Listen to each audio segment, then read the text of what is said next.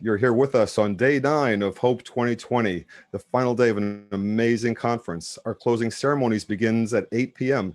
Please join us until the last bite of data. Thank you to the attendees, presenters, and volunteers. Hope is helping the Electronic Frontier Foundation. Please make sure to make a donation so we can meet our goal. Our next session is Holmes Wilson discussing Zbay, fighting FAANG, and the quest for peer-to-peer messaging in an app that just works. Stay in the Matrix chat for questions. Holmes, let's take it away. Thanks.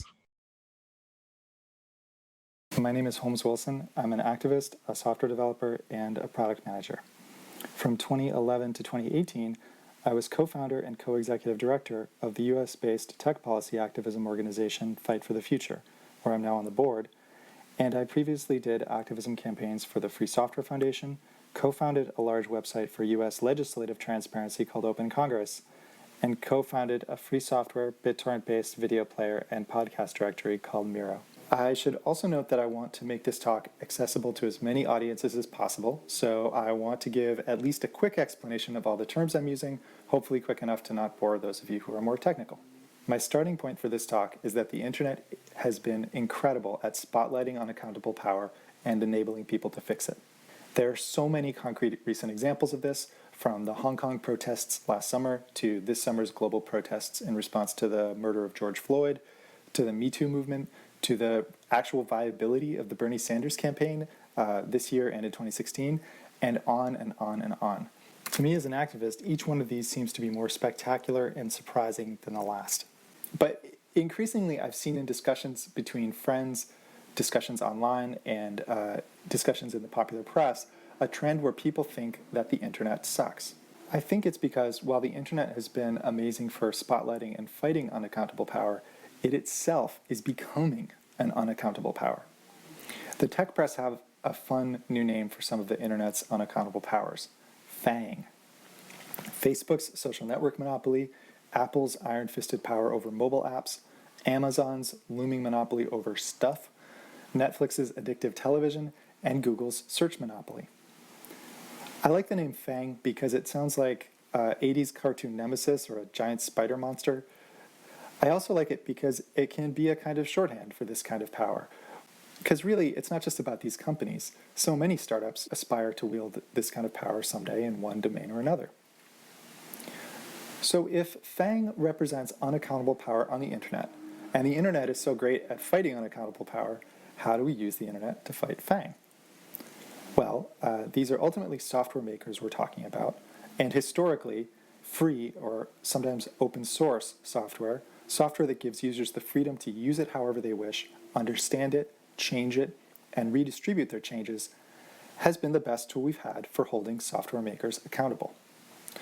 Free software has a strong accountability mechanism. Having the freedom to understand, change, and redistribute a piece of software lets stakeholders fork the software and take it in a new direction. Even if they don't do that, the credible threat of a ruthlessly cheap competitor creates a check on the unaccountable power of the software maker. Free software doesn't bring the downsides or clumsiness of government intervention either. The finance industry, the energy industry, and telecom industry show that regulation might address specific harms, but it only strengthens unaccountable power. ExxonMobil and Bank of America are subject to much more regulation than most tech companies are, but they've probably done much more harm to the planet than any of the FAANG companies, even. Established companies can usually get leverage over the regulatory process, and even if they fail to do that, they have vastly more resources for working around regulation than their smaller competitors do. Free software also doesn't bring the snake eating its tail problem of nationalization and public companies. Ultimately, we want tech that lets us hold governments accountable, so we don't want our tech to be controlled by governments to the point where they could undermine that. And not too many people are talking about nationalization of tech companies, but in conversations among friends, I hear it, and so it seems worth responding to. Free software also fits well with both boycotts and anti-corporate activism campaigns, which are both pretty effective to begin with. It's a lot easier to get people to boycott a company or to get the company to change its behavior with an activism campaign or some kind of public shaming campaign when there's a viable ethical alternative to it. Most of all, free software has a strong track record in other eras of tech monopoly. Looking back through history, from browsers and web standards to the Microsoft desktop monopoly of the 90s, to the power of the entertainment companies, and to Apple's seemingly inevitable smartphone OS monopoly, free software has helped unseat, or so to speak, defang unaccountable power time and time again. But in this era of monopoly, free software's victory has been limited. And that's because it's been at the edges and not in the middle. To see what I mean, think about how users often view the online world through free software browsers, OSs, or media players. And on the other hand, developers often build the online world with free software dev tools. But in the middle of everything, where all the important human interaction is happening, is the opposite of free software. There's nearly zero user freedom, and the difficulty of forking the software we use is at its most extreme. Free software has not thrived in this crucially important middle space the way it thrived at the edges. For a clue about why that hasn't happened, let's look at some very popular software right in the middle of everything that was, until recently, free software. The front page of the internet, Reddit. Reddit is right in the middle of anything and everything by any standard. Hollywood actors and presidential candidates go there to be interviewed by unpredictable crowds. It was briefly the third most popular website in the US, ahead of Facebook.com, and now it's number 6. And Reddit may be a good company, but its status until just 2 years ago as a free software project has not given its users meaningful freedom or created meaningful accountability. Because forking Reddit would leave you with an empty website. When Reddit announced that it was giving up being free software, they gave a pretty convincing explanation why this wasn't really that big a deal. We are actively moving away from the monolithic version of Reddit that works using only the original repository. As we move towards a more service-oriented architecture, Reddit is being divided into many smaller repositories that are under active development, which means that a third party trying to run a functional Reddit install is finding it more and more difficult to do so. The post continued. In fact, we're going through some growing pains where it can be difficult for our own development team to have a consistent local Reddit build to develop against. We're doing heavy work on Kubernetes and will likely be open sourcing a lot of tooling later this year. In layperson's terms, they were pretty much saying, our site's popularity has made it so complex that anyone forking it will have a really, really bad time. Unlike browsers, OSs, and dev tools, when free software is in this middle, you have to be able to fork its content too. Otherwise, forking becomes impractical, and the threat of forking becomes really weak. There are a few examples of free software in the middle that are forkable in this way. Back in the day, we had peer-to-peer file sharing apps like LimeWire. They were often free software and fully forkable. If you forked the LimeWire app, or even if you built your own compatible app from scratch, all the music was still there. Bitcoin works like this too. A forked Bitcoin app can have all the same transactions as the original, and it's easy to move your account, that is your addresses and money, from one to the other. You can even fork the network if you want to. Bitcoin and the projects it inspired were so easy to fork that people even forked them to make silly statements, like Dogecoin or Kanye West. Peer-to-peer apps are fully forkable and create accountability in a way that Reddit never was, or did. So if Spotify or Apple Music is the FAANG version, LimeWire and its cousins are the peer-to-peer free software version.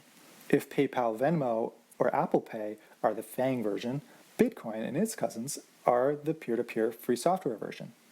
Filling in this middle space, where all the important human interaction is happening, with fully forkable peer-to-peer free software, seems extremely important to me. Does something have to be peer-to-peer like LimeWire and Bitcoin to be fully forkable in this way? Not really. Ultimately, free software itself depends on a legal contract between software makers, and you can imagine a similar legal contract where Reddit promises to make forking its code easy, and to make data forkable too, within the limits of user consent. Or, if that seems unworkable, and it would be really tricky, you can imagine a hosting platform that enforces these guarantees on apps that use it. And there are projects like Blockstack and 3box that partially achieve this right now. But just as making a Rails hosting platform like Heroku is a lot harder than building one Rails website, and Heroku came years after Rails, my guess is that solving this forkability problem in the general case will be a lot harder than solving it in a specific case. And you won't see a general solution until we've had a generation of successful decentralized apps built from simpler building blocks. To me, messaging apps seem like a great place to start, for a few reasons. First, messaging apps are really popular and people use them all the time. Second, they're core functionality to a wide set of products, like social networks, obviously, but also marketplaces, dating apps, Airbnb, Lyft, etc. So figuring out peer-to-peer messaging is a pathway to building other apps in this important middle where all human interaction is happening. Third, messaging apps impact people's privacy. Even if some FAANG apps like iMessages and WhatsApp offer privacy, it's really bad to depend on them for that, for obvious reasons. See the Edward Snowden revelations. So free peer-to-peer software can give you more meaningful privacy guarantees. Even if there are non-FAANG private messaging apps like Signal, it's probably better to have fully forkable peer-to-peer ones for accountability, autonomy, censorship resistance, or just in case. Messaging apps are also a very interesting way to wield power, and this comes up again and again. I mean, for me, most of the collaborative work I've ever done in my life, especially the activist work, depended on messaging apps. Telegram and Signal downloads spiked during the Hong Kong protests and the George Floyd protests, respectively. That's been widely reported. So making these messaging apps that are giving people ways to wield power together more accountable and more censorship resistant seems like it will make them even more powerful. And that's great. Finally, recent developments in peer-to-peer tech have made the essential set of messaging app features pretty easy to build, especially, say, compared to building a search engine. So let's look at what is easy or what might be easy to do when it comes to building a free software peer-to-peer messaging app. Specifically, to start, peer-to-peer apps do well at real-time communication. Even sending images in larger files is easy enough if both parties are online and can connect.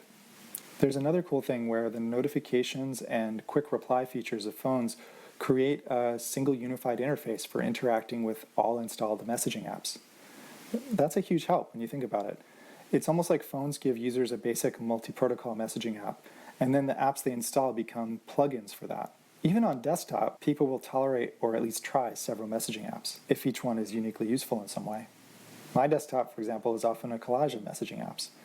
And I can complain about it, but it makes sense and there's utility there. It feels harder to split time between 5 different search engines or even 5 different social networks than it does to split time between 5 different messaging apps. Privacy in messaging apps is doable also. Encryption for individual and group chat is an area where there's been a ton of work and active research, and there are models working at scale, like WhatsApp. There's been some good work on how to keep user IP addresses and metadata private in peer-to-peer messaging apps as well. And a feature that exists in only the most FAANG-y of all messaging apps, Facebook Messenger, that is sending funds, is really doable with cryptocurrencies. And privacy-focused cryptocurrencies like Zcash and Monero let you do this privately and perhaps even anonymously. Blockchain networks also make possible another key feature, secure, decentralized, human-readable identifiers for usernames, communities, posts, etc. For example, if you want to invite a friend to send you a message, it's a lot easier to give them a username than it is to give them a long series of random letters and numbers or a QR code. Moderation can be solved too. A funny irony is that as soon as you make a censorship-resistant group chat, moderation becomes quite easy as long as it's consensual. Users can pick the moderators they trust, and special moderation messages from these moderators can tell each user's app which people and which messages to ignore. So, if all of those are the easy parts, what are the hard parts? Well, connecting two peers in 100% of situations is still actually pretty hard. It often requires some help from a server to get past the protections that Wi-Fi routers routinely put up. Peer-to-peer networks like LimeWire and Bitcoin didn't have this problem because you just had to connect to some large set of peers, not every peer, for the experience to work. Scaling messaging networks is pretty hard too. Even some solved problems like payments and identity become very challenging when you have tens of thousands of users, or millions of users, or hundreds of millions of users. One specific hard thing, even at a small scale, is what happens when users aren't online. If I send a message to a friend who's not online, where does the message go? Somebody needs to be staying online a lot, holding on to messages, and waiting online for the recipient to appear. Who is going to do that? Will it be one of my friends? Will it be a helpful stranger? Will it be some role built into the network? This all gets tricky. The problem gets even trickier when you go from text, which isn't that much data, to images and video, which can be a ton of data. How long can you store things for? How much can you send and receive? If there's a cost involved, what's the incentive for people to store images and videos for others and stay online until they're delivered? It gets really complicated. On mobile, it's even trickier. Our phones seem like our most always-on devices, but in practice, they're not. If two users both have the same app open, they're probably both online and able to reach each other. But once an app is in the background, the OS on your phone will often kill it to save memory and battery, and iOS is very rigid and aggressive about this. Spam on an open, free, peer-to-peer network is an issue too. That's ultimately what brought down LimeWire, a ton of fake songs put up there by the music companies. Another hard thing is account recovery. I mean, it's not technically hard. All you have to do really is back up your device. But given that most people don't regularly back up their devices, especially on their phone, or at least that they don't do it without giving some FAANG company access to their data, making good UX for getting back into your account after your phone falls in the toilet without sacrificing privacy and autonomy is actually still pretty hard. A baseline approach for this used by crypto wallets is paper backups of random words, but as anyone who's lost Bitcoin knows, a years-old piece of paper is actually pretty easy to lose. And unless all those messages you sent and received are still stored in the network somewhere, you'll lose them no matter what, even if you get your old account back. Some apps encourage users to sync keys and data across as many of their devices as possible, but that doesn't help people who just have a phone. On mobile, there are some unavoidable and odious centralized choke points, namely Apple's App Store, where on iOS your app requires Apple's permission to be distributed. That's one area where activism, legislation, and antitrust action by the US or EU could help a ton. Apple simply shouldn't be allowed to wield that kind of power, and everybody knows it. There's also push notifications. If you want your phone to notify you quickly and reliably of a new message, you'll need a push notification server. And on iOS, that too requires Apple's permission. But let's look at some real peer-to-peer messaging apps, including the one I'm working on, to see how they address these problems. Ricochet starts a Tor hidden service, the same system used by sites like the Silk Road on the infamous dark web, for every user. And then people connect to each other over that. In exchange for depending on infrastructure run by Tor, Ricochet gets to run on a kind of magical ideal internet where everyone's computer has a stable address and can connect to each other pretty anonymously with strong end-to-end encryption, building on the guarantees of a well-tested privacy and anonymity tool. On Ricochet, instead of usernames, you get a public key. This is a pattern in peer-to-peer messaging apps, and the UX for it isn't great, but it's where most approaches start. This means you have to communicate your key to someone out of band, that is, through some other communication channel. But once you do, they can connect to your little hidden service on this magical ideal internet that people for some reason call the dark web, and they can send you a message. If they also communicate their key to you, you can know it's them. Once you two are both connected, you can send messages and everything feels pretty normal. But if one of you goes offline, the message sits in limbo until you're both online again at the same time, which might almost never happen. You might think that Tor would make it slow, but in practice, messaging in Ricochet is snappy. Tor is pretty fast these days. Computers are always getting faster, so what's slow today might be totally fine in just a few years, and we have to keep updating our sense of what's possible. For sending files, Ricochet just doesn't support that now, but the project intended to before it was abandoned, and as long as you and your friend are online long enough to transfer the file, it should be straightforward. Ricochet is abandoned now, and the existing release has known security issues, but privacy activists at a Canadian NGO called Open Privacy are developing a successor to Ricochet called Cwtch, named after a Welsh word for cuddling. So to look at Cwtch, where Ricochet doesn't have group chats, Cwtch adds them. It also adds some ability for users to see messages sent to the group while they were offline, with the aid of ephemeral servers that are interchangeable and can do very little harm if malicious.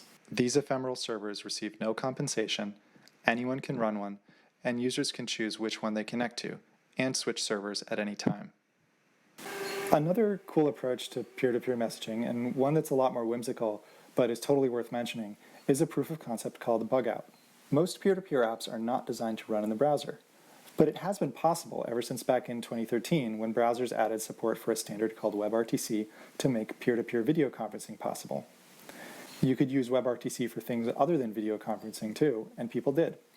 One notable project, WebTorrent, built a fork of BitTorrent that worked right in a web browser. Bugout uses infrastructure used by the WebTorrent project to find and connect to peers, and sort of miraculously, it totally works. One amazing thing about this is that you get the full forkability of a peer-to-peer app without having to download any software.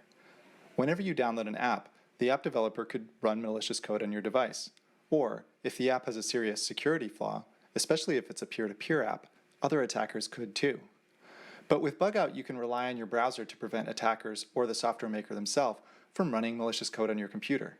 Now, the software maker could still serve you a malicious version of their code anytime you load the web page. I don't think bug out implements any kind of end-to-end encryption for privacy protection, but if it did, you'd be trusting whoever controls the website not to invisibly turn off that privacy protection or secretly send themselves your private keys. This is why doing end-to-end encryption on the web is generally considered a bad idea. That said, every modern desktop or mobile app developer is pushing updates quite frequently, with security fixes that users have to install in order to stay safe. So they could pull the same dirty trick too. When you download Signal on an iPhone, you're trusting both Signal and Apple to give you an unsabotaged version of Signal. And if you want to prevent the creators of bug out from pushing you a malicious update, all you have to do is save an archive of the page to your desktop, and everything still works. Because bug out is peer-to-peer, it's fully forkable and any user can decouple it from its creator's control without losing its functionality just by clicking save. Possibly the biggest security downside of in-browser peer-to-peer apps using WebRTC is that they don't work with Tor yet. So almost any attacker could get your IP address, and from that, your location, maybe your employer, maybe your school, and link it to behavior across the web or other peer-to-peer networks. Since WebRTC can work over TCP, it could in theory work in Tor someday. And the Tor project actually has an open ticket for this. In the meantime, you could build onion routing protocols like Tor over WebRTC, and there has been some work on this. But anonymity tools require large anonymity sets, and it's hard to compete with Tor's nearly 3 million users. Another problem with WebRTC is that Apple doesn't let you use it on iOS. So if you take this approach, you'll have to make an iPhone app if you want it to work on iPhones. This could change in the future, and activist pressure campaigns and possibly antitrust action could be super helpful here. There are some more established foundations for in-browser peer-to-peer applications than the one bug out uses, but I chose bug out for my example because it's so charmingly simple. Next, we'll look at something that's a bit closer to an app you could picture yourself using every day, peer-to-peer Matrix. Matrix is an open standard for secure, decentralized, real-time communication that lets you deploy free software substitutes for team chat solutions like Slack or Discord. Matrix has some funding, has at least one polished messaging app built on it, and it seems to have found some product market fit. The big difference between Matrix and Slack or Discord is that Matrix is federated. This means it works a bit like email does. Anyone can run their own server, and the servers can connect and relay messages to each other. Peer-to-peer Matrix is their effort to graft a purely peer-to-peer solution onto their existing federated one. They're exploring a few different approaches.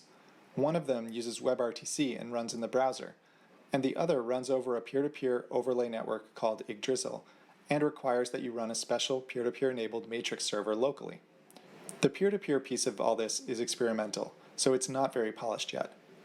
Just like in Ricochet, your address is a series of letters and numbers, though you can also choose a display name. There are no trusted usernames. You can choose any name you want, even a name that's already being used. For account recovery, I think they'll use the same system they use for managing keys right now, which is to let users make paper backups and sync keys to as many devices as possible. There's no solution yet for offline storage of messages, though I think their plan is to fall back to the federated system in that case, or at least that's one option. There's also no plan to protect the privacy of IP addresses, which is a pretty serious issue. Again, even FAANG products keep the person you're talking to from knowing your IP address. So not having IP address protection is a step backward from FAANG. And we've learned from Bitcoin that if you don't design these systems from the ground up to protect user IP addresses, just connecting to the peer-to-peer network through Tor doesn't necessarily help, and it might even make things worse. As demonstrated in the paper, Bitcoin over Tor isn't a good idea. While peer-to-peer Matrix is experimental, the leading Matrix app, Element, formerly called Riot, is extremely polished. I could picture using the federated version right now with my team, and many large organizations already do use it. So when the peer-to-peer version is finished and integrated, that'll be really exciting. But not having a clear plan for protecting user IP addresses is a real issue, and having your username be a cryptographic key still feels like it will be confusing to most users. The next app I'll look at, Status, comes out of the Ethereum community. Ethereum dramatically accelerated interest in peer-to-peer tech by showing the early glimmers of a world where everything on the internet can be free peer-to-peer software, and by unleashing a speculative bubble. Status is a messaging app built by a team that is psyched about Ethereum. Ethereum's original plan was to include a peer-to-peer messaging protocol called Whisper. Status picked up the Whisper idea and ran with it, and ended up making their own protocol, called Waku. In Status, your name is a key. Actually, it's a series of random words in English. But unlike Kuch, Ricochet, or Matrix, Status lets you pay some cryptocurrency to register a secure, human-readable username. This is a really big deal, since from Twitter to Instagram, users are really used to having their own usernames. You can also use usernames registered on Ethereum's naming system, ENS. Status also lets you send money, and since it's an Ethereum app, you can even send stablecoins like DAI, which are proven to stress people out a lot less than the roller coaster ride that has been Bitcoin and Ether. Status is fairly polished, like Matrix, but peer-to-peer chat is their main focus, and it's working right now. There's no desktop version yet, which means you can't really use it to work with your team. But this makes sense since most of the technical challenges one will run into when building a peer-to-peer messaging app will be on mobile, not on desktop. So it reduces uncertainty to tackle the hard part first. Status is open about their scalability limits that prevent them from serving large numbers of users, but they have plans to address these limits. This characterization oversimplifies things, but Status's basic scaling approach is moving from a starting point where every user receives every message and then decrypts the ones relevant to them, to an extreme endpoint where every user receives their own messages and a few others for decoy traffic. The limit you hit with the first approach is bandwidth. And the trade-off is that you can bring bandwidth usage down by revealing more metadata about who users are speaking to and sending them less irrelevant messages. Right now, there is no incentive to run a node, and presumably most nodes are run by Status themselves. But one can imagine micropayments of some kind or some reward in Status's own token addressing this. In terms of protecting the privacy of your IP address, Status is better than Matrix because you rarely connect directly to other users, instead connecting through dedicated nodes. But it's not nearly as good as Ricochet or Kuch, which are built on Tor and can leverage the leading anonymity tool and its large anonymity set of 3 million users. The next project we'll look at is my own project, Zbay, which is built on Zcash. Zcash is a fork of Bitcoin, and as a peer-to-peer network, it's similar to Bitcoin in many ways. The big difference between Zcash and Bitcoin is that on the Zcash blockchain, the sender, the recipient, and the value of each transaction is encrypted using zero-knowledge proofs. Zcash also lets any transaction include a 512-character message encrypted to the recipient. These messages are stored on the Zcash blockchain. What Zbay does is build a familiar-looking messaging app onto this basic messaging functionality in Zcash. So Zbay can rely on Zcash to securely encrypt a message and its metadata, broadcast it to the network, store it indefinitely, and let the recipient receive it. There are ways to store data semi-publicly on the Zcash blockchain too, by sending to an address and sharing the key for that address with others. This lets Zbay have group chats and, like Status, Zbay can give people secure, unique usernames. Also like Status, Zbay can send money. And unlike Status, the sender, recipient, and value of the transaction are not visible on the blockchain. Zbay even lets you post an item for sale and makes it really easy for users to buy it with Zcash and provide their shipping information to the seller for physical goods that must be shipped. Zbay also supports basic moderation. When a user publishes a group chat to the blockchain, they become its owner and can send special messages that will cause the Zbay app to hide a message or silence a user. The hidden messages are still permanently visible on the blockchain to anyone who really wants to see them, but Zbay will hide them, giving communities a powerful way to protect themselves from trolls. Zcash is built by a well-funded, world-class team, and while it still has some significant privacy weaknesses, it seems reasonable to expect that these will be fixed. The Zcash team is also focused on scaling their network through an approach called sharding, and their goal is to be able to serve billions of users someday. Reaching this goal will take years and maybe decades, but as the Zcash team makes progress in privacy and scalability, Zbay will benefit from that. There are some privacy downsides in Zcash and Zbay right now. First, encrypted messages are stored in a public blockchain, so if Zcash encryption fails, they'll be revealed to everyone. In terms of the spy agencies of large countries, all encrypted internet has the same problem because they capture all interesting internet traffic and can decrypt it as soon as they figure out how. But for every other attacker, blockchains do all the hard work of full-take surveillance for them by saving all transactions in a public record. So if the encryption is ever broken, it won't just be the NSA who can read everyone's messages, anyone who can use Google will be able to. That's not so great. Another privacy downside comes from the fact that currently Zcash does not protect a user's IP address. This is a gaping hole in the Zcash privacy model because it means that once an attacker controls enough nodes, they can determine the IP address that created each new transaction, link transactions to each other, and link them to transactions with cryptocurrency exchanges like Coinbase, where users have probably revealed their identity. Zcash supports connecting to the network via Tor, and this should make it harder for an attacker to learn a real IP address. The problem is, according to attacks published in the paper Bitcoin over Tor Isn't a Good Idea, many of which also apply to Zcash, using Zcash over Tor may make surrounding a target with malicious nodes and linking the target's transactions even cheaper and easier, because Tor makes it cheaper for attackers to spin up new nodes and to trick peers into connecting only to malicious nodes. The Zcash team intends to address IP address privacy, and in the meantime, I think we, the Zbay team, have a way to address it on our end by using Tor, connecting to a single light wallet server, and using a different Tor circuit for each transaction. But this will need review. Another less serious but very important drawback of Zbay is that it's still pretty clunky. It's less clunky than you might expect if you've tried Zcash before or used other blockchain tech, but it's vastly more clunky than any normal messaging app, including the others mentioned here. For one thing, Zbay currently uses a full Zcash node. This will change soon, but for now it requires about 25 gigabytes of disk space and about 2 hours to sync on a fast home internet connection the first time a user runs it. Message delivery takes about 6 seconds, 3 of which happens locally preparing the zero-knowledge proof, and that's on a modern fast computer. A significant amount of CPU use happens when you receive and decrypt messages too. Right now, sending messages is very low cost, about 1/100th of a cent, but that could change quickly as traffic on the Zcash network increases. For now, we send every user a few cents of Zcash to get started, but that's not sustainable as we grow, and eventually they'll have to spend some money. Zbay is switching to a light wallet model, and this will improve some of these resource requirement issues. But the real solutions to these problems can only come from a robust scaling strategy, either in Zbay, Zcash, or both. For Zcash, scaling means figuring out how sharding will work, and perhaps many smaller optimizations along the way. For Zbay, I think the solution is to move more and more messaging off-chain, which also has the privacy benefit of not storing messages on a public ledger. One way to do that is to send messages directly over Tor like Ricochet does when users are online, and use the Zcash network as a fallback for guaranteed message delivery when a user isn't online. Another way to do it is to use special servers like Kuch or Status. Working mobile wallets for Zcash were just released, so while it would be possible to build for mobile soon, it makes sense to find product market fit or interest from other developers before tackling mobile apps, I think.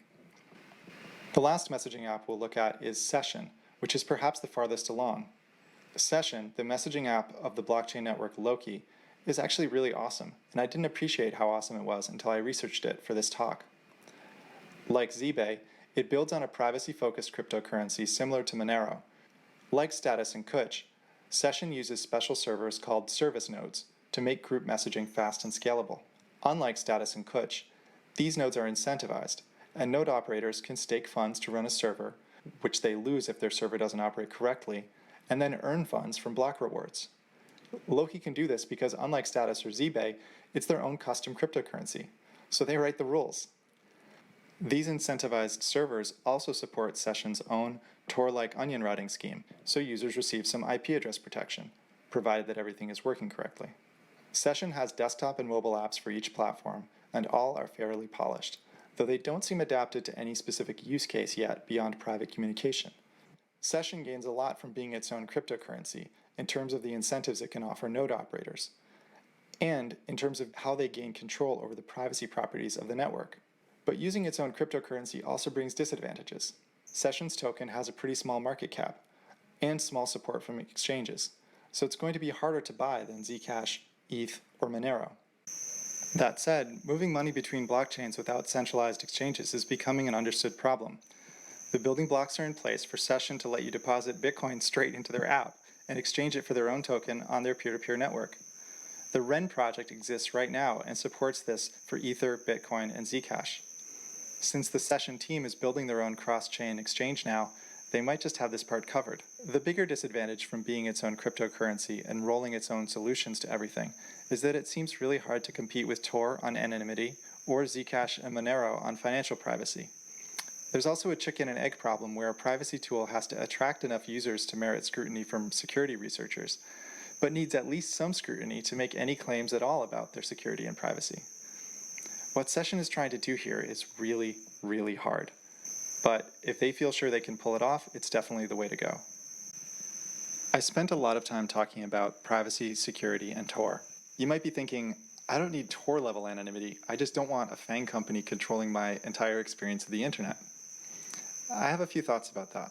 First, if the privacy characteristics in these fully forkable peer-to-peer messaging apps are much worse than their FAANG alternatives, this will drive users away sooner or later, just as it did with LimeWire, when robo-lawyers began suing the parents of teenage LimeWire users for more than the value of their homes. And it can be really hard to add privacy to an existing peer-to-peer network once it already has many users. Second, due to the openness that makes peer-to-peer networks so forkable, privacy on these networks will tend towards extremes of very strong or none, even more than with the FAANG model. There might be some middle ground between Tor or something like it and handing your metadata to every shady data mining business in the world, but there probably isn't, especially if the app gets popular enough. Third, peer-to-peer substitutes for FAANG apps need to be better in some way for people to switch to them. The conventional wisdom is that any new tech product has to be 10 times better at something to get traction, and I don't think free software is any exception to this. Privacy, security, trust, and anti-censorship are one place where they can be a lot better, so it's a missed opportunity not to use that advantage, and I wonder whether peer-to-peer messaging apps that don't focus on privacy can be successful in the near term. I've spoken about privacy, I should address scalability too. One pattern that emerges in all of the currently working approaches is that they all use untrusted servers in some way. Zbay relies on Zcash nodes and miners. Ricochet and Kuch use Tor servers. Kuch and Status use their own servers too. Even Bugout relies on WebTorrent trackers. In all of these cases, the networks can use different approaches to limit the power of server operators to spy and censor users, but they kind of need those servers there. Ricochet, Kuch, Bugout, and Zbay use servers from existing networks that will reliably provide some capacity. This limits them to the scaling constraints of those networks. Then, up to some scale, each project can offer direct incentives for people to run servers, or simply operate them itself. As long as the server isn't trusted and there's a plausible plan to decentralize further, that seems fine. At some point, any network will probably need an intrinsic economic incentive to run servers, just like Session has right now. But they don't need it until that point, and they have time. And there aren't really any insurmountable technical barriers to adding incentivized servers in any of these approaches. There's a tension here. An approach like Session that controls every aspect of its network can create cleaner incentives and pursue every feature it needs directly, but that also spreads a team thin. On the other hand, building on more established networks like Zcash, Tor, or Ethereum can simplify your project and provide stronger security guarantees, but things will get messy wherever the design of the network you're building on lacks something you need. This matters a lot for scaling, offline storage, and sending images and video. Ultimately, a team taking any of these approaches could compensate for its shortcomings and make it to the end goal. The main factor is how much time, experience, and creativity they can dedicate to getting there. All of these questions about privacy and scalability lead to an even bigger question. Why will people switch from existing FAANG messaging apps to fully forkable peer-to-peer alternatives? What will these new apps be 10 times better at in a way that outweighs the clunkiness? What initial use cases should developers of these apps focus on? Discord is now a general-purpose messaging app that excels for all kinds of uses. But it blew up because they built it specifically for gamers, who care a ton about software and didn't have a great solution. I'm not sure if any of the projects I discussed today has been rigorously tailored to meet the needs of a specific kind of user, the way Discord was. My project Zbay certainly hasn't yet, though I'm searching for a niche to focus on, and I'm optimistic about addressing the needs of journalists and activists, since that's a space I've been in myself and care a lot about. If you have an existing use case you think a peer-to-peer messaging app could excel at serving, and you want months of free software development dedicated to meeting your needs, please contact me. I'm going to end my talk here, and I'm really excited about discussing this more in the Q&A. I've put up a website for this talk at fightfang.org, where you can find the talk slides and any accompanying links and sources I've used. Thanks again, and I'll see you in the Q&A. Hi, we're back with Holmes. Thank you very much. That was an excellent discussion about Zbay and the whole show with Fighting FAANG and a great peer messaging app. That looks like amazing stuff, Holmes. Thanks. I also wanted to quickly thank a couple of friends who helped me prepare the talk. Guillaume Marceau and Lisa La Rochelle both helped with feedback. And yeah, I'm seeing some of the questions come in through Riot. I'd love to jump into them. Yeah, sure. Okay, we've got some questions lined up for you. We'll get right into them. Our first question is, how do you contrast Zbay from other projects like OpenBazaar or Particle? Cool. So just for folks who don't know, OpenBazaar is a peer-to-peer e-commerce app that's basically trying to look like the sort of standard e-commerce site and use all those patterns. It's built on a peer-to-peer network, their own network, and it works with both Bitcoin and I believe Zcash as well, maybe a couple other cryptocurrencies.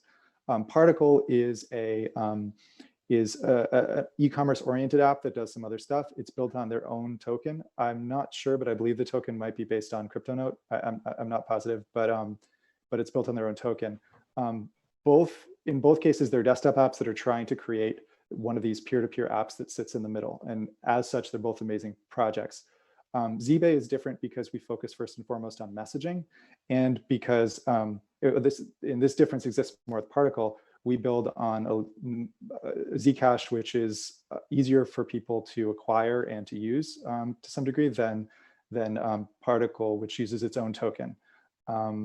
Particle has a lot of the ups and downs that Session has, the app I mentioned in the talk, where they control their own network, so they get more flexibility over what trade-offs they make, but they also have to do all that heavy lifting themselves. And with Zbay, we're able to build on Zcash and innovate with a really small team and rely on a very well-regarded and well-vetted privacy project to make privacy guarantees and to make the network work.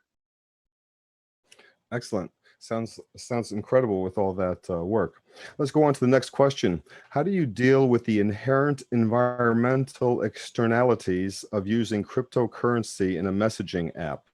It goes on and says, doesn't that create its own ethical quandary and raise the barrier of entry to interoperable P2P chat to those with the proper infrastructure? This is a really important question. Right now, as it happens, Zcash, including many other cryptocurrencies with smaller market caps, do not have an impact on climate more than the impact of a few US households. I think an October 2019 estimated that Zcash's impact was about 7.1 American households per year in climate. That could change, obviously, if the market cap goes up. It's going up a little bit now. But right now, just to put that number in context, purchasing carbon offsets for the amount of carbon the entire Zcash network burns would cost about $5,000 a year. That's certainly something I would propose that the Zcash, the entities that are involved in Zcash, Zcash Foundation and ECC, address. I think they should, and I'd be interested in working with anyone to try to convince them to do that. And I think in the long term, where this could scale out of control to be very high impact, I think the solutions are potentially proof of stake and obviously renewable energy. And yeah, in terms of the hurdle it creates, we give every user a tiny amount of Zcash to get started. That's not sustainable. Right now, you can actually send zero-fee transactions on the Zcash network, and we're dabbling with that. But that obviously won't continue forever. We can try to take as much stuff off chain as possible. And then as far as resource use goes, I mentioned that we're working on a light wallet version of Zbay. So in a couple of weeks, there will be a version of Zbay that, at least for testing, that doesn't require that you download 25 gigs of blockchain. It'll just start up and work. So I'm not too concerned about that, and I see it as more of a series of steps towards the end goal of making something that works out of the box, as people would expect. That sounds like some very nice progress on your project. Our next question is, what are the privacy trade-offs between Zcash and Monero? And would something like Zbay be possible with Monero as well? And there's a follow-up question. We can get to that. Let's do the first one. Yeah, Zcash, something like Zbay would be possible with Monero. Everything is possible with everything in this sort of peer-to-peer world, which is amazing because all the building blocks are very possible to recombine. There's no total dead ends. if we had started with Monero, we would have had to build our messaging stack we would have had to build our messaging stack from scratch. By starting with Zbay, we got some limited messaging capability from scratch. I'm not sure, I believe Monero has a system for identity and secure human readable naming. I am not familiar with it enough to give a comparison in terms of how hard it would be to do that stuff with Monero. And in terms of the privacy differences between Zcash and Monero, I think people are a bit more excited about the underlying tech in Zcash because it uses zero knowledge proofs, which are theoretically more solid. And that Monero supporters or Monero users are disappointed with the fact that in Zcash, not every transaction is private by default, as it should be. Zcash sort of Zcash gets a lot of exchange support by allowing for public transactions, much like Bitcoin on the Zcash blockchain. And any exchange that joins really just has to reuse their Bitcoin stack and they can interoperate with Zcash quite easily. So there's an advantage there, but the disadvantage is that a user could accidentally do a transaction that wasn't private using Zcash, which isn't possible in Monero. However, Zbay itself, in almost all cases, will guide you to using the private transaction functionality in Zcash, the shielded transactions. And it's all of the messages we send and money we send between users in Zbay is shielded.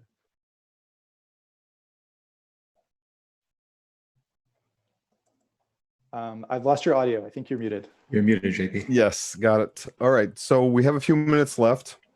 And our next question is, what are the privacy trade-offs between Zcash? I'm sorry, I gave that to you. We followed up with the last question. What factors led you to choose Zcash over Monero? I think you explained that in the follow-up to your question. So our next question is, if every project creates their own P2P protocols and tokens, does that defeat the purpose of interoperability of peer-to-peer net protocols in the first place? Yeah, I kind of touched on this in my talk, right? That's the tension and trade-off between something like Session and something like Zbay, where in the case of Zbay, we're using a peer-to-peer layer and the token that is not ours. And so, for example, right now, you could get your Zbay messages or your Zbay transactions on Zcash mobile apps that happen to support messaging, like Zec Wallet for mobile, for example, supports messaging. We didn't have to build that, so we benefit from it. And there's a potential for the protocol to be something that many different apps interact with and can interoperate more or less. With Session or Particle, many different apps could build on top of the tokens and protocols they've created, but there's less incentive for them to do that. And there's something kind of cool when the network becomes a Schelling point where it's like, okay, this is the choice that probably everybody's going to make, so let's do that. It would be great to see a peer-to-peer messaging stack emerge that could be that for many projects. But there are so many trade-offs involved, and ultimately you have to pick the approach and stack that fits the use cases and threat models that you're concerned about.